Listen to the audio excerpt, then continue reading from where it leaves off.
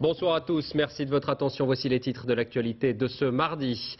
La poignée de main qui redonne espoir au monde. À Sharm el-Sheikh, l'Israélien Ariel Sharon et le Palestinien Mahmoud Abbas se sont engagés comme prévu à faire taire les armes et les bombes.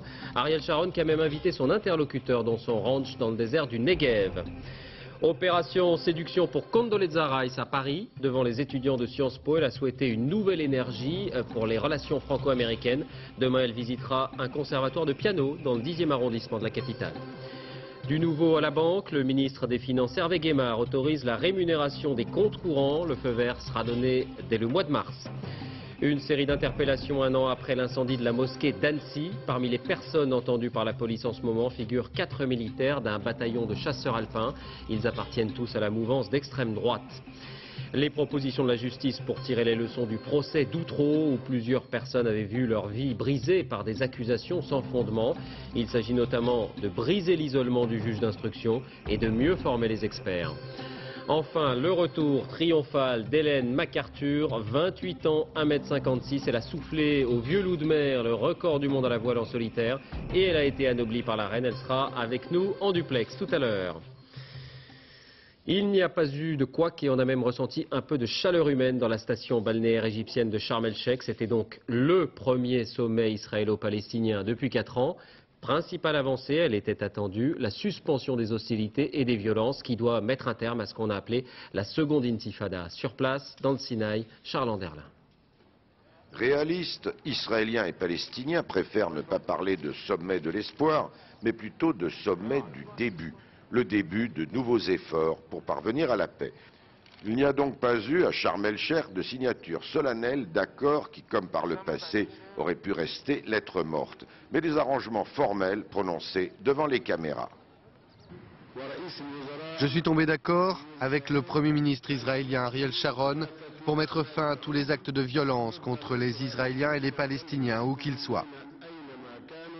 M. Sharon confirme cet accord et s'adresse aux Palestiniens. Je veux vous assurer que nous avons l'intention de respecter votre droit à une vie indépendante dans la dignité. J'ai déjà dit qu'Israël n'avait pas la volonté de vous dominer par la force. Ce 4e sommet de Sharm el-Sheikh serait donc un succès. J'espère que nous pourrons bâtir sur ce que nous avons acquis aujourd'hui et que les Israéliens appliqueront ce que nous avons décidé ces dernières semaines. Dans le dialogue, il faut le compromis. Comme nous-mêmes, nous sommes prêts au compromis, nous espérons que les Palestiniens le seront aussi. Tout cela devrait se traduire sur le terrain dans les tout prochains jours par une première libération de prisonniers palestiniens et le retrait israélien de villes de Cisjordanie. Sommet en présence du président égyptien Hosni Moubarak et du roi Abdallah de Jordanie qu'on a aperçu. On retrouve en direct Charles Anderlin. Bonsoir Charles, il y a des détails qui en disent beaucoup. Ariel Sharon a donc invité Mahmoud Abbas chez lui dans son ranch. Oui, tout à fait. Ce ne sera pas la première fois que Mahmoud Abbas se rendra dans le ranch du Premier ministre israélien. Il l'a déjà fait au moins, je crois, 2 reprises dans le passé. Ce sera la première fois qu'il s'y rendra en qualité de président de l'autorité palestinienne. Voilà, maintenant, il faut bien dire que la route vers l'accord définitif s'annonce plutôt longue. Par exemple, dans son discours, Ariel Sharon a lancé un appel aux Palestiniens pour qu'ils renoncent à leurs rêves irréalistes. Alors, la presse, nous sommes allés demander au porte-parole israélien qu'est-ce que cela voulait dire. Est-ce que, par exemple, Jérusalem-Est serait pour les Palestiniens un rêve irréaliste? Réponse des porte-paroles israéliens, oui. Donc la voie vers l'accord définitif sera apparemment longue et difficile. Une première étape donc. Merci Charles. Il s'agit, on l'a compris, de sortir du cercle vicieux attentat-représailles. Rappelons ce chiffre, ces 4 dernières années ont fait 4700 morts des deux côtés. Alors comment réagit-on à ce rapprochement dans les familles meurtries par ces affrontements? Réaction recueillie par Dominique Derda et Alon Grégo. Depuis 5 heures du matin, Latifa passe d'une chaîne à l'autre. Bien avant que ne commence le sommet de Sharm el-Sheikh, déjà elle était là devant son téléviseur, à attendre qu'enfin Ariel Sharon et Mahmoud Abbas s'assoient à la même table.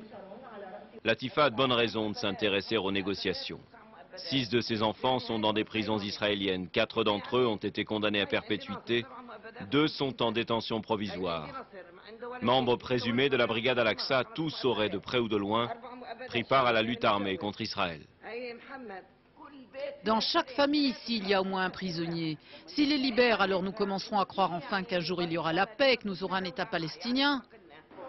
En signe de bonne volonté, avant le sommet de Sharm el-Sheikh, le gouvernement israélien avait annoncé la libération prochaine de 900 prisonniers. Uniquement ceux qui n'ont pas de sang sur les mains. Les Palestiniens réclament que tous soient amnistiés, soit plus de 4000. Sur ce point, la rencontre en Égypte n'a guère fait avancer les choses.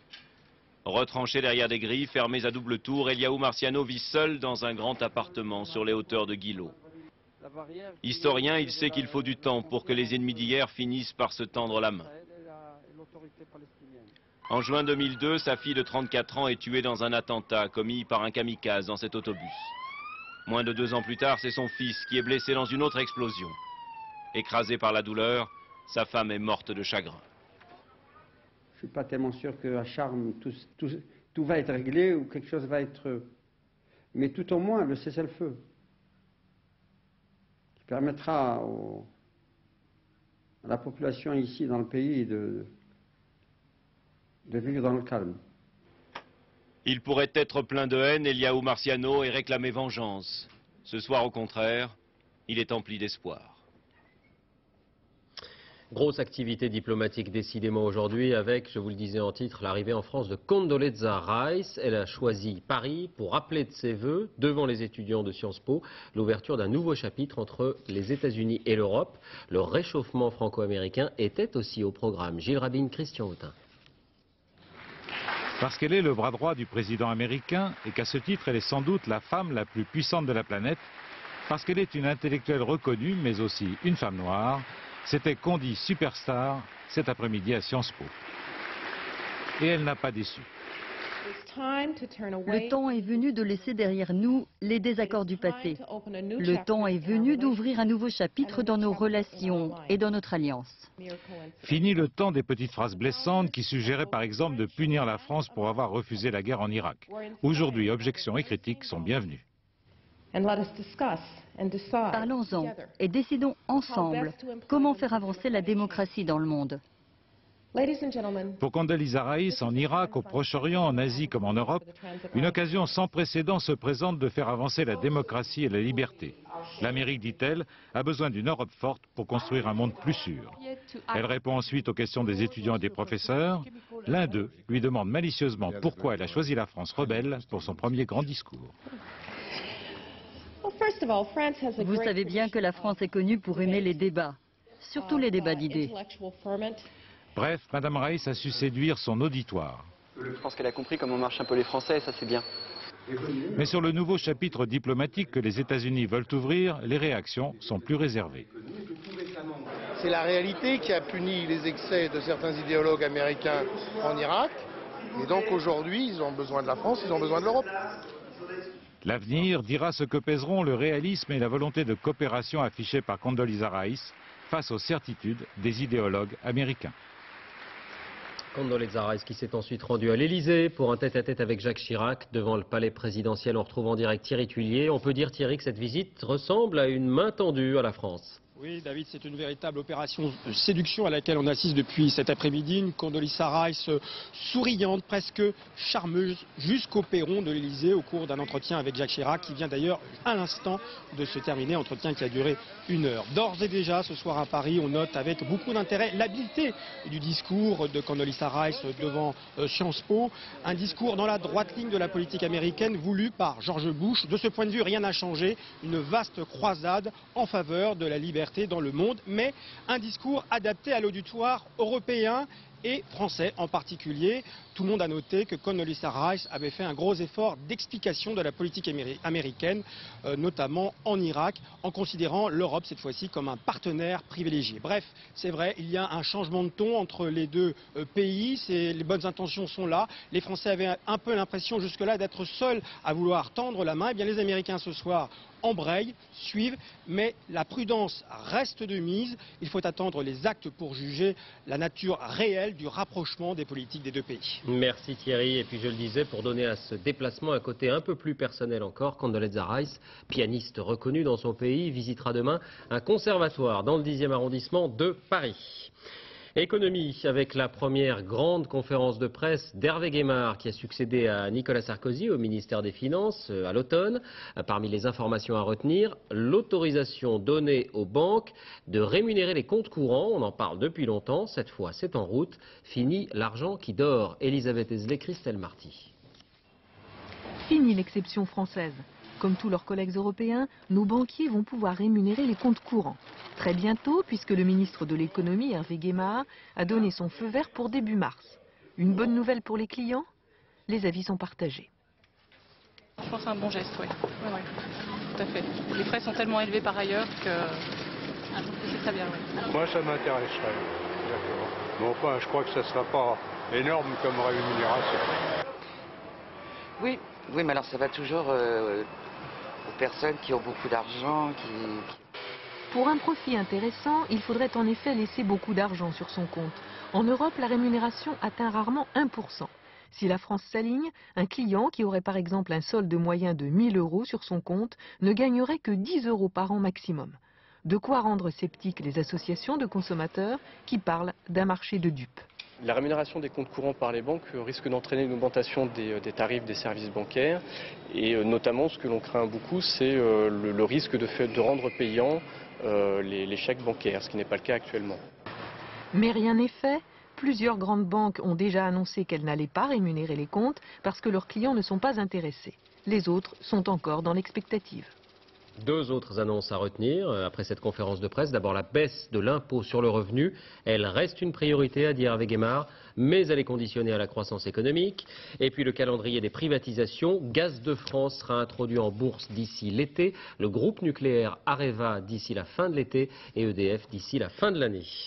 En bref, encore à propos d'économie, la sortie de Louis Schweitzer, le PDG de Renault, qui quittera le groupe fin avril après 13 années de présidence, a annoncé des résultats records pour 2004, 3,5 milliards d'euros de bénéfices, en hausse de 43%, grâce notamment à la Mégane et à la Modus, grâce aussi aux bons résultats de Nissan, dont le PDG Georges Gost lui succédera. Notez au passage que du fait de ces bénéfices, eh bien, les salariés recevront un intéressement équivalent à 2 mois de salaire. Une série d'interpellations, je vous le disais, après l'incendie de la mosquée d'Annecy et d'un lieu de prière voisin. C'était il y a 1 an. L'affaire avait provoqué un choc. Ce soir, les policiers pensent tenir une vraie piste. 5 personnes sont actuellement entendues, parmi elles plusieurs militaires proches des milieux d'extrême droite. Sur place, Didier Guyot, Olivier Jacquelin. C'est peu après 7 heures ce matin que les policiers d'Annecy sont venus chercher 4 militaires du 27e bataillon de chasseurs alpins. Dans le même temps, dans la région, 4 autres personnes étaient également conduites au commissariat de police. Tous se fréquentent et sont soupçonnés d'être mêlés à 2 incendies racistes et criminels. En mars 2004, la mosquée d'Annecy et une salle de prière avaient été incendiées. À l'époque, Nicolas Sarkozy, ministre de l'Intérieur, s'était déplacé pour faire part de son émotion.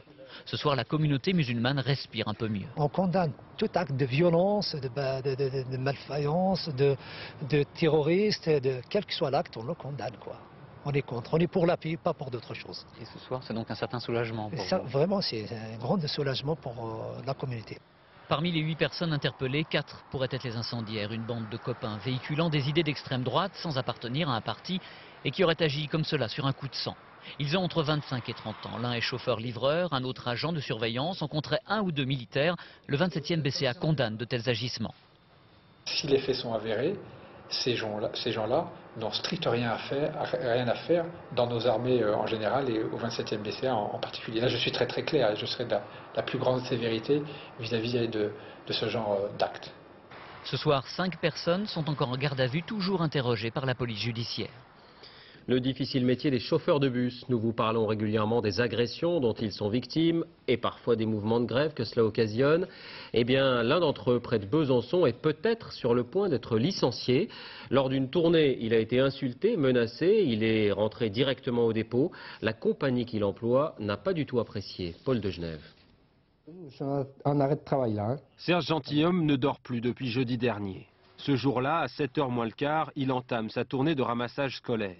Quand une dizaine de lycéens forcent la porte de son car, insultent, crachats, menacent, Serge Gentilhomme prend peur.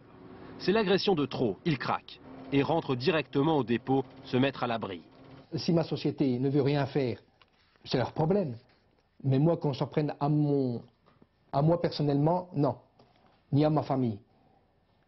Et c'est pourtant au chauffeur que s'en est pris son employeur. Serge Gentilhomme est mis à pied et risque d'être licencié. Pour son patron, il n'aurait pas dû perdre son sang-froid. Sur cette ligne, il y a deux problèmes. D'une part, le problème des élèves qui, dans le car, ont un comportement nuisible au bon fonctionnement du véhicule et du trajet de manière sereine. Et il y a le comportement du conducteur qui ne laisse absolument rien passer. Un chauffeur trop rigide donc. À cela, les syndicats répondent que ce n'est pas leur métier de faire de la pédagogie. Oui, on est censé conduire, on est censé délivrer des billets, s'assurer des titres de transport, qu'ils soient SNCF ou autres. Maintenant, pédagogue en plus, le tout pour 8 € de l'heure, je sais pas. Aujourd'hui, en arrêt maladie, Serge Gentilhomme doit reprendre le travail vendredi, à moins que sa direction ne le licencie. C'est aujourd'hui que le garde des Sceaux, Dominique Perben, a rendu public les propositions de la commission réunie après l'affaire d'Outreau. Il s'agit d'éviter de nouvelles bavures judiciaires de ce type. On se souvient que plusieurs personnes accusées à tort par des enfants ont vu leur vie brisée par des années de prison. Parmi les mesures à venir, la présence de 2 juges d'instruction pour les affaires sensibles et une attention particulière portée à l'audition des enfants. Dominique Verdaillan, Anouk Burel. Je vais pouvoir retrouver mon petit garçon, ça fait 3 ans qu'on me l'a pris. Désastre, catastrophe, fiasco, tous les superlatifs ont été employés. Mais comment éviter la récidive, la rechute? Pointer du doigt le juge d'instruction du dossier.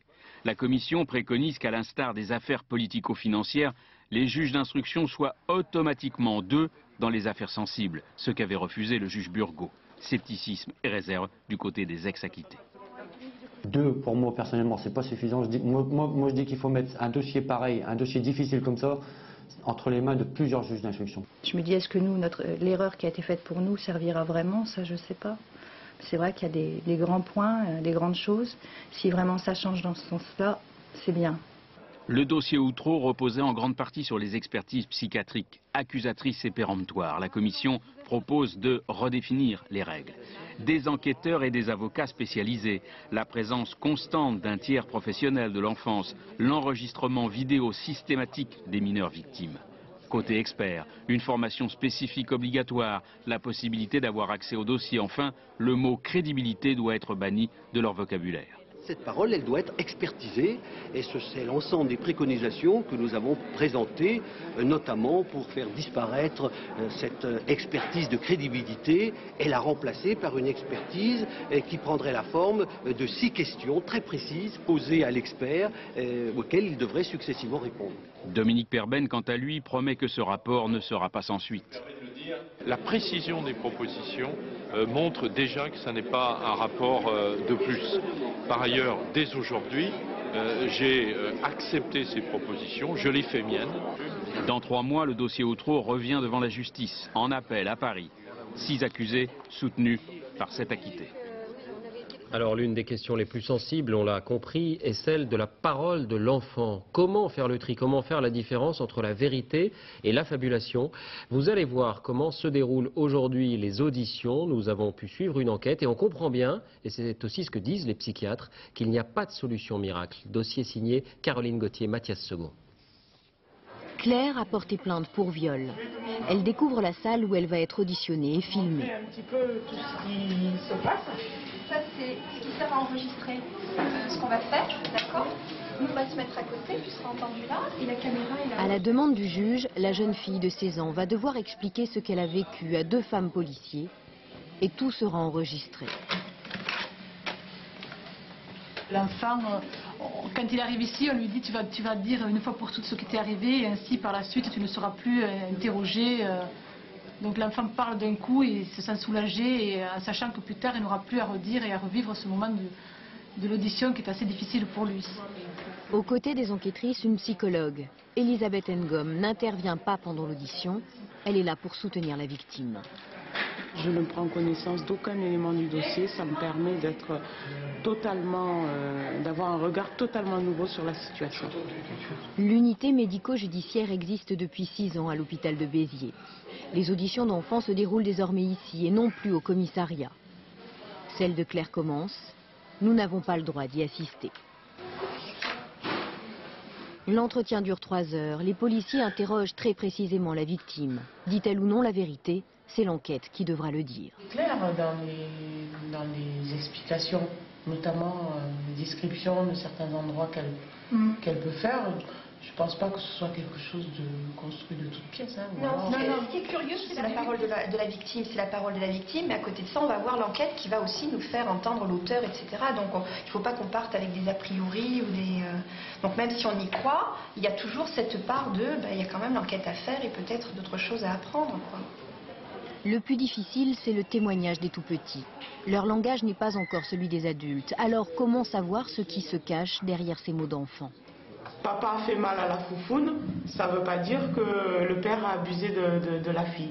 Donc ce sont des signes directs qui sont à replacer dans un contexte beaucoup plus général qui est le contexte familial, le contexte d'éducation, le contexte de maturité de l'enfant. Bonjour. C'est là qu'intervient le docteur Aiguevive. Expert psychiatre, il rencontre ce matin avec une infirmière, Lucas, 2 ans et demi. Il doit déterminer si, comme l'affirme sa maman, le petit garçon a été abusé par son père. Alors, c'est papa qui commence. Et quand papa est en colère, qu'est-ce qu'il dit? Non, il n'est pas souvent en colère, papa. Non, il papa. Ou un méchant papa. Non, c'est un gentil papa.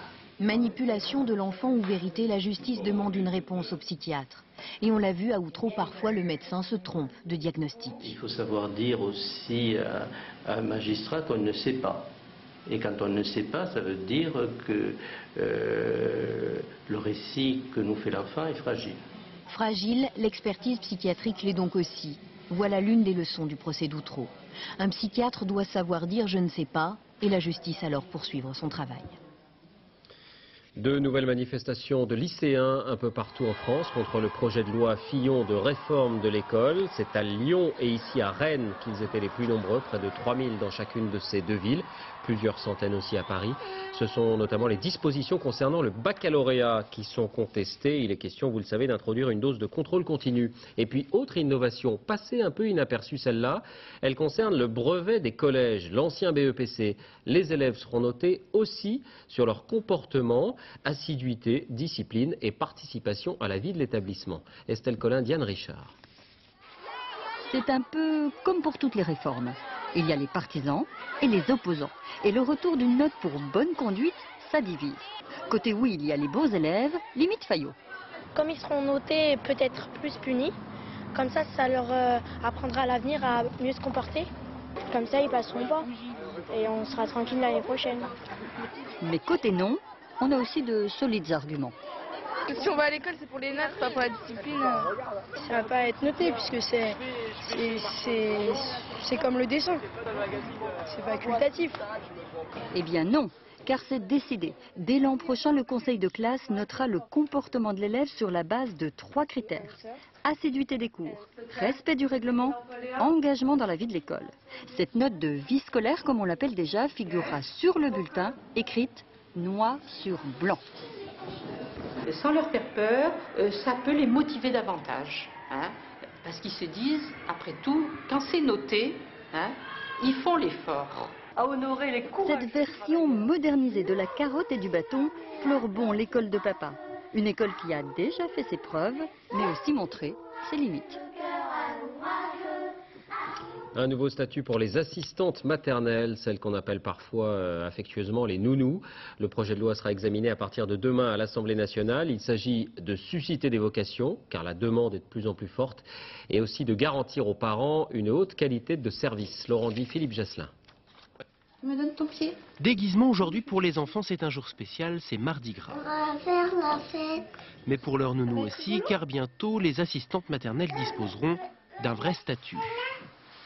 C'est un vrai métier maintenant, ça va être reconnu, on va devenir de vrais professionnels. Enfin, on était déjà, mais pas reconnus comme tels. Maintenant, on le sera. Principale disposition, une formation pour les assistantes maternelles. Le texte prévoit aussi que les nounous soient dorénavant agréés, je cite, au vu de leur capacité éducative. On laisse quand même son enfant toute la journée avec une personne comme ça, donc déjà au départ on a quelques inquiétudes, donc c'est bien de savoir qu'ils ont quand même une formation, que c'est pas n'importe qui, qu'elles sont que les enfants sont en bonne main. Mais les assistantes maternelles décrochent aussi certains avantages. La protection obligatoire d'un contrat écrit avec les parents ou une rémunération au mois plus avantageuse. Vous pensez que ça va amener du monde vers le métier? Moi je pense, oui. Parce que nous serons reconnus, vu qu'il y a de la demande, beaucoup de femmes vont se mettre à se faire, ou de monsieur, parce que vont se mettre à devenir assistants ou assistantes maternelles. En France, mettre ses enfants chez une assistante maternelle est déjà le premier mode de garde en dehors de la famille. Et face à la pénurie de places en crèche, il sera sans doute appelé à se développer encore. Jacques Chirac réaffirme son engagement en faveur de l'intégration des handicapés. C'était l'un des 3 grands chantiers de son quinquennat. La semaine dernière, vous le savez, une loi a été votée instaurant le droit à compensation et donnant 10 ans aux bâtiments publics et aux transports pour devenir accessibles à tous. Le président de la République a appelé aujourd'hui à la mobilisation de tous. La santé du pape, toujours hospitalisé au moins jusqu'à jeudi. Et hier, on l'a entendu, le Vatican a brisé un tabou en s'exprimant pour la première fois sur une possible démission de Jean-Paul II. La question est donc posée au grand jour. Sur place à Rome, Gérard Grisbeck, Claude Ganous. Pauvres malades de l'hôpital Gemelli. Depuis une semaine, le hall est envahi en permanence par des centaines de journalistes et toutes sortes de délégations religieuses. Aujourd'hui, c'était au tour de montagnards polonais venus en musique apporter des fleurs au Saint-Père. Des montagnards de Zakopane, là où Jean-Paul II aimait skier lorsqu'il était jeune. Un brin de nostalgie, alors que tout le monde se demande si le pape est encore capable d'assumer sa charge. Oui, a-t-il redit dimanche, mais s'il devait renoncer, il devrait le faire librement et publiquement. C'est d'ailleurs prévu dans le Code de droit canon, précisément à l'article 332, paragraphe 2. Dans ce cas, c'est comme s'il était mort. Un conclave élit un nouveau pape. Le même code indique aussi que le pape peut être mis à l'écart pour 3 raisons. La mort, la folie permanente et l'hérésie. Et donc, le cas de folie permanente, si elle serait testée par des médecins, c'est l'une des 3 conditions. Dans le passé, une douzaine de papes ne sont pas allés au bout de leur pontificat. 5 ont abdiqué, l'un a même abdiqué 2 fois, 7 ont été déposés. Bien sûr, tout cela s'est passé au Moyen-Âge, mais la mise à l'écart du pape ne ferait qu'aggraver la situation. L'élection d'un successeur de Jean-Paul II, de son vivant, ferait qu'il y aurait 2 papes avec l'ouverture d'une crise au sein de l'Église. En Irak, la libération de 4 otages égyptiens, 4 ingénieurs enlevés avant-hier. Aucune rançon n'aurait été versée. Pas de nouvelles en revanche de la journaliste italienne Giuliana Sgrena. Le comité des oulémas a exprimé ses doutes sur la promesse de libération prochaine exprimée sur Internet par ceux qui seraient ses ravisseurs. On en parlait hier. Et justement à Rome, les portraits de Florence Obna et de son guide Hussein Hanoun ont été accrochés hier soir à côté de celui de la journaliste italienne. Une cérémonie informelle sur le parvis de la mairie. On est sans nouvelles de notre consoeur de Libération et de son guide depuis 34 jours maintenant. Le nouvel an chinois, 1,3 milliard de personnes vont entrer dans l'année du coq. Et dans ce pays qui bat des records de croissance économique, la tradition et les superstitions sont toujours très présentes et s'expriment à cette occasion. Correspondance à Pékin, Philippe Rochaud, Sylvain Guillaume. C'est la période où les Chinois consomment sans compter, avec l'espoir que la nouvelle année leur apportera la fortune. Le coq, qui remplace à présent le singe, est en vente sur tous les marchés et sera présent dans tous les foyers. Il symbolise pour les Chinois la fiabilité, le courage, l'agressivité. L'année du coq sera une année faste, intense, pleine de bonheur pour les Chinois et même pour les peuples des autres pays. Sous le signe du coq, la chance et la fortune s'obtiennent en faisant passer une pièce dans le trou de ces répliques d'anciennes monnaies chinoises. Il est aussi bien vu de côtoyer un coq en cette nouvelle année et les familles chinoises viennent les nourrir car le coq chasse les ténèbres et donc le malheur. Moi je suis cheval et pas coq, mais je pense que le coq apporte le bonheur. Le bonheur oui, mais l'année du coq étant plus courte que les autres, le jour traditionnel du printemps n'est pas inclus dans cette année-là. Il faut donc se marier avant, comme l'ont fait des milliers de couples, car une année sans jour de printemps porte malheur. Autrefois, les jeunes Chinois ne pouvaient se rencontrer et se marier que par des intermédiaires, des entremetteurs. Mais quand une famille voulait s'opposer à un mariage, elle disait « année du coq ». Pas de printemps, donc pas de mariage. Les Chinois n'oublient pas non plus que le coq annonce l'aube et l'arrivée de la lumière. Dans un pays où la vie religieuse et intellectuelle est encore placée sous haute surveillance, ils auront bien besoin de ce symbole. Une autre fête aujourd'hui à la veille du carême pour les chrétiens, mais elle est devenue très largement laïque, celle-là, le Mardi Gras, une fête un peu étouffée il y a quelques années par Halloween et qui reprend des couleurs. En fait, le déguisement ne s'est jamais démodé. Fanny Auvergne avec notre bureau de Toulouse. Des Indiens poursuivis par des dizaines de cow-boys, non loin de Bécassine, c'était en 1953, au carnaval de Paris. Aujourd'hui, pour Mardi Gras, les enfants défilent toujours, mais ils rêvent de super pouvoirs. Un tortue ninja. C'est une tortue et un ami ninja en plus. Donc du Spider-Man pour les petits garçons et du Zorro, ainsi que les tortues ninja. Et pour les petites filles, on dirait plus des choses comme les petites princesses, les fées. Mais il y a aussi beaucoup de petites filles qui s'habillent comme les petits garçons. Et la tendance du défilé 2005, c'est faites-le vous-même. Des fois, ils sont plus beaux quand on les achète dans le magasin, mais c'est peut-être drôle aussi de les faire nous-mêmes. On s'est déguisé en Mexicain.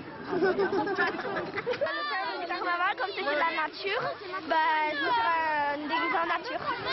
Je suis allée chercher à une forêt qui est derrière chez moi des feuilles et on les a cousues et on les a refait.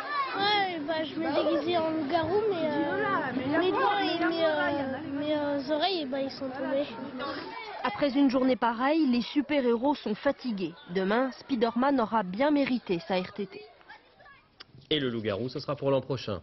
On reste dans le monde de la jeunesse avec la belle histoire du jour, celle du sauvetage de 3 adolescents par un de leurs copains. Cela s'est passé près de Besançon, sur un lac gelé. Romuald, 12 ans, n'a pas hésité à plonger dans l'eau glacée quand il a vu ses amis passer sous la glace. Éléonore Gay. Seul un blouson est resté prisonnier des glaces. Mais sans l'intervention de Romuald, 12 ans, 3 enfants auraient pu se noyer dans cette eau glacée. C'est dimanche. Le ballon de football des garçons vient de rouler sur l'étang. L'un des enfants s'aventure sur la glace, mais elle craque. Ses 2 copains se précipitent alors pour l'aider. Moi, quand je les ai vus dans l'eau, je voulais appeler le secours avec mon portable. Mais j'ai dit, ce sera trop tard. Puis après, j'ai sauté. J'ai mis en premier le plus petit sur mes épaules, celui-là qui avait 8 ans. Parce qu'il était tout bleu, il était presque... je croyais qu'il était en train de mourir. Puis après, j'ai pris Kevin. Puis après, son frère qui me tenait le t-shirt. Puis après j'ai cassé la glace avec mes bras pour pouvoir avancer le plus possible du bord. Romuald est à bout de force, mais il parvient à ramener tout le monde sur la berge. Quand j'ai vu Romu dans le fauteuil chez ma fille, je disais Romu, t'es un héros, t'es mon héros, t'as sauvé mon petit-fils. Aujourd'hui tous en bonne santé, les enfants en seront quittes pour une belle frayeur, une bonne leçon. Les vacances avec une activité de plus en plus répandue et qui concurrence le ski, la randonnée pour enfants au programme raquettes, découverte des chamois, des renards, fabrication d'un igloo. Romain Clément, Chloé Lecomte. Benoît, il va vous montrer le chemin. En raquette et en file indienne, à la découverte des secrets de la montagne. En guide 2 professionnels.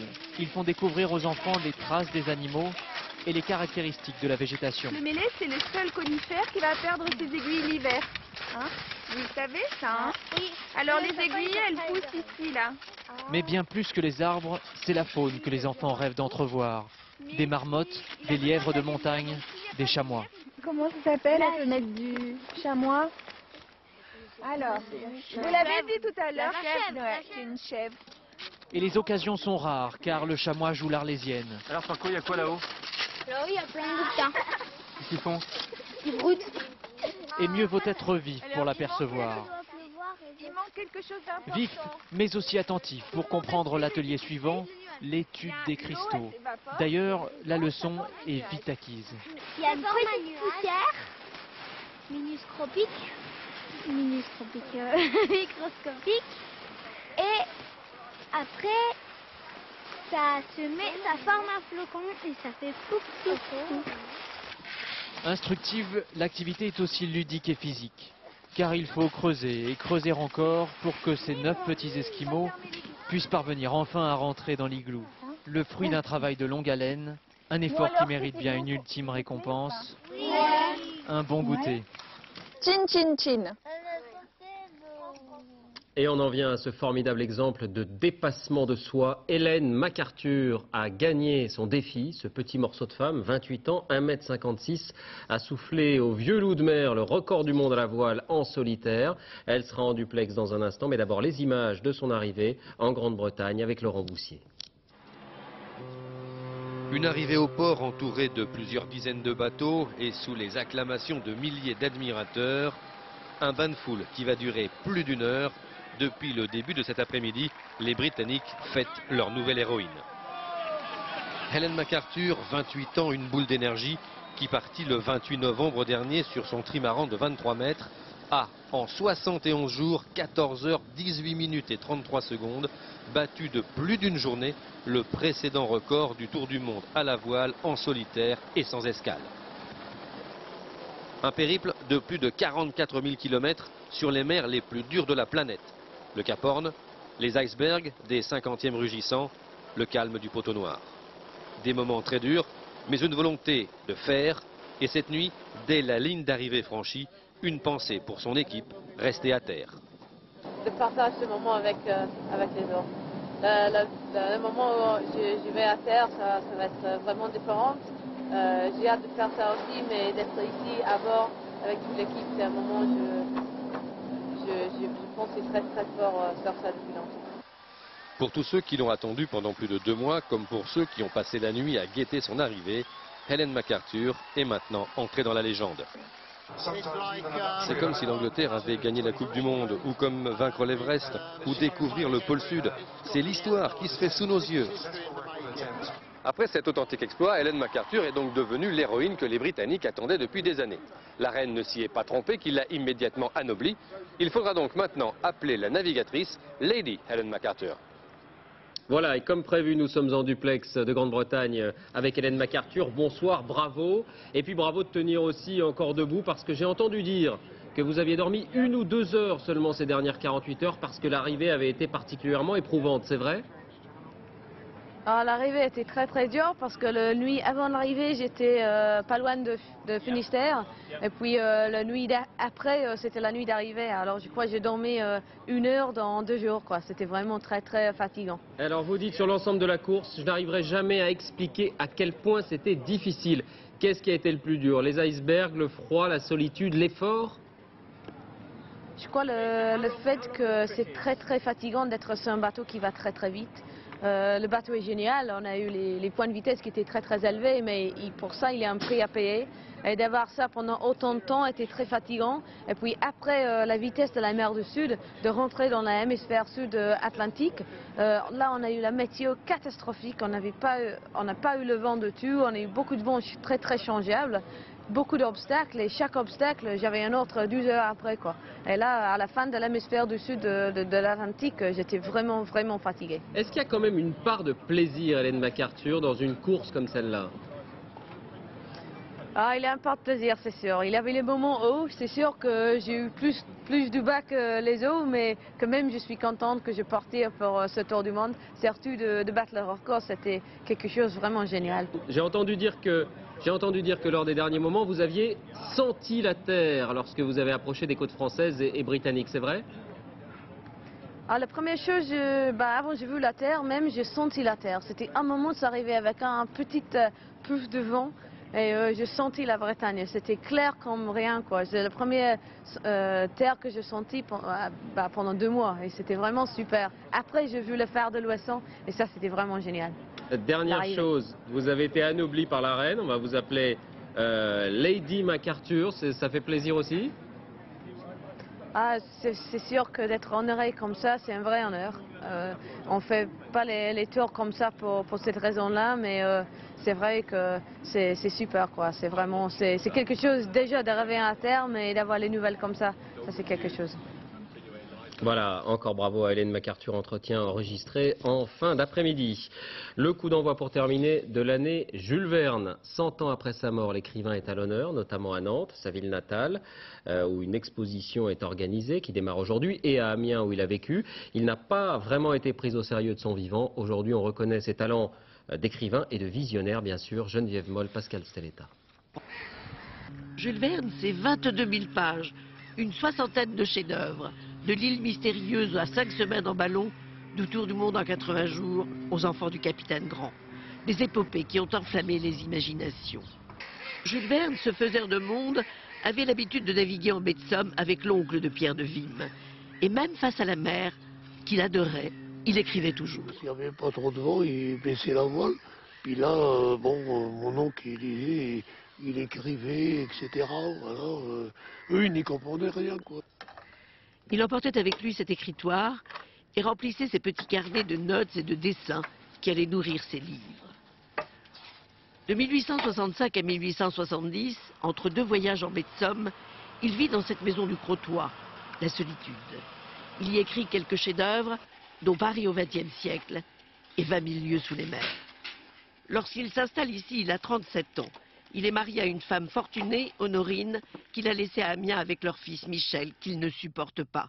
Il l'enverra même en maison de correction, lui qu'on fait passer pour un écrivain pour enfants. Aujourd'hui encore, son dernier descendant ne le lui pardonne pas. C'était pas un homme sympathique, enfin c'était un homme fermé, routinier, enfermé dans son travail. C'est qu'il est obsédé par son œuvre. Le plus grand éditeur de l'époque, Jules Hetzel, lui demande 3 livres par an pour un salaire dérisoire. Il le publie dans le magasin d'éducation et de récréation en feuilleton. Alors, Jules Verne travaille d'arrache-pied.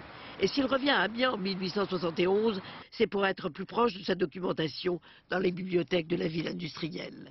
Son but, vulgariser la science de l'époque. Il est tout à fait conscient d'inventer un genre littéraire, c'est-à-dire faire de la science quelque chose qui passe dans le roman. Et 100 ans après sa mort, il a toujours de nouveaux lecteurs. Sur sa tombe, à Amiens, nous avons trouvé la lettre d'un petit garçon qui lui écrit « Monsieur Verne, je voulais vous dire que je suis votre plus grand fan.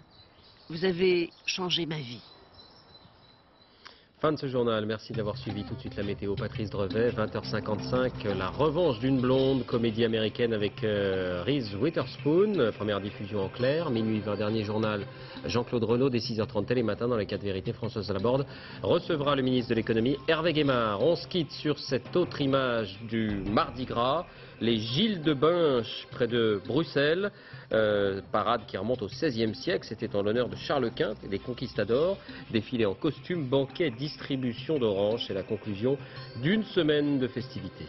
À demain.